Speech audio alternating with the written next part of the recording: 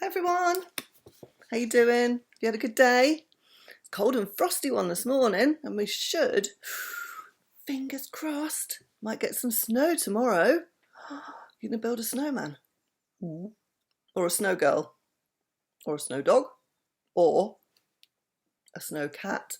Because today's story from Animal Stories is all about the kitten that disappeared. So if you're sitting comfortably, then Nana will begin. The Kitten That Disappeared. John and Rosie had a kitten of their own. It was 3 months old, as black as coal, and with eyes as green as a cucumber. It was the merriest, lovingest, warmest little kitten you can imagine, and the two children loved it with all their hearts. It was called Fluffy, and it always came when it heard its name. It was very mischievous, and loved to hide under the beds or under the chairs and pounce on people's toes. Fluffy loved everyone, and everyone loved Fluffy.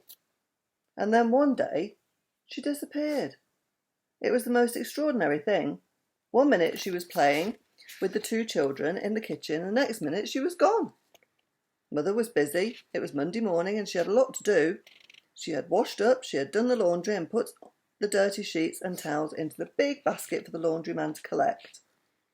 She had made the beds and peeled some potatoes for dinner, and all the time Fluffy had played about with the children, sometimes jumping up at Mother, sometimes trying to catch her apron strings as she whisked here and there.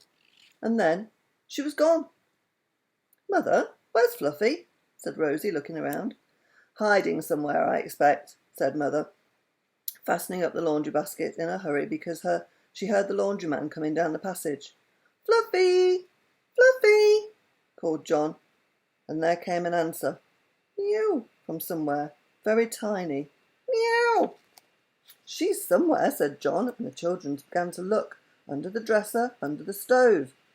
The laundryman rang the bell, and Mother gave him the laundry basket. She shut the door so that Fluffy shouldn't run out if she were hiding somewhere, and John called again, "Fluffy! Fluffy!" But no matter how he listened, he couldn't hear another mew. No, Fluffy didn't answer at all. Rosie hunted under the bottom shelf of the broom cupboard, and then in the cupboard where the newspapers were kept, but Fluffy wasn't anywhere to be found. "Oh, Mother, Fluffy's quite disappeared," said Rosie, almost crying. "Don't be silly, darling," said her mother. "She must be somewhere about. She is hiding. Perhaps she has slipped upstairs and gone under one of the beds." "But, Mother, the kitchen door has been shut all the time," said John. "She simply must be in the kitchen if she's anywhere." "Well, she'll turn up all right," said Mother. "Don't worry. I haven't time to help you hunt now, but when I've finished making this pudding for your dinner, I will have a look around. But I expect by that time that Fluffy will have come dancing out of somewhere." But do you know, she didn't. So when Mother had finished making the pudding and popped it into the oven to cook, she had a look around for Fluffy too. She put down a saucer of milk and fish for the kitten and called her. "Fluffy! Fluffy! Fluffy! Puss, puss, puss! Dinner, dinner, dinner!" But still no Fluffy came dancing out on black velvety paws. Rosie cried big tears. "Mother, it's magic. Some fairy has taken Fluffy away." "Nonsense, darling," said her mother, laughing. "The fairies don't do unkind things. Fluffy may be in the garden." So they put on their coats and hunted all around the garden. No Fluffy. They went into the house next door, but Mrs. Brown hadn't seen the kitten at all. They went to Mrs. White's too, but she hadn't seen Fluffy since the day before. Well, the children hunted and called all morning, but Fluffy was not found. They had their dinner and then hunted again. "Never mind," said Mother. "Fluffy will come when she's hungry." "Mother, I don't think she ever went out," said John. "I don't really. One minute she was playing hide and seek with us, and the kitchen door was shut. I know, and the next minute she disappeared." Although Mother put a saucer of fish and milk in the garden as well as in the kitchen, no Fluffy came to eat it, and Mother began to get worried too. She was very fond of the little black kitten, and she could not think where it had gone.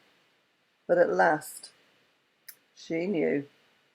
There came a ring at the kitchen door. Mother went to open it, and there was the laundryman, grinning all over his red, cheerful face. In his hand he held a box.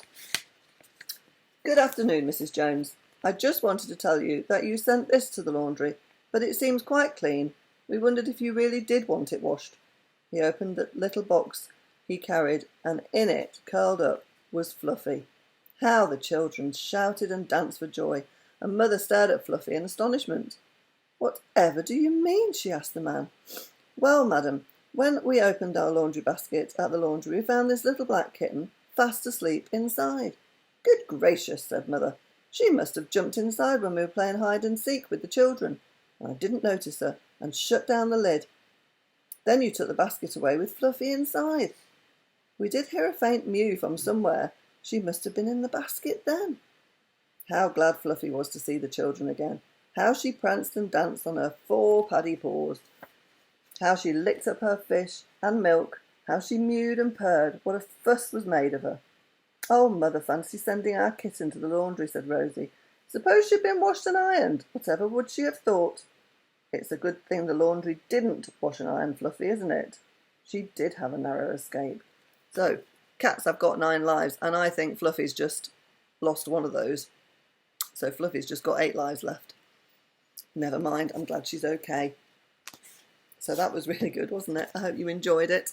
And I will read you another story tomorrow. But again, I need to have a look through all the different stories and see which one I will read to you. So be surprised. So you be good and you sleep tight, and I love you loads and loads. So I love you, Ruby, and I love you, Max, and I love you, Atty, and I love you, Torby Tumble. You be good, and I'll see you tomorrow.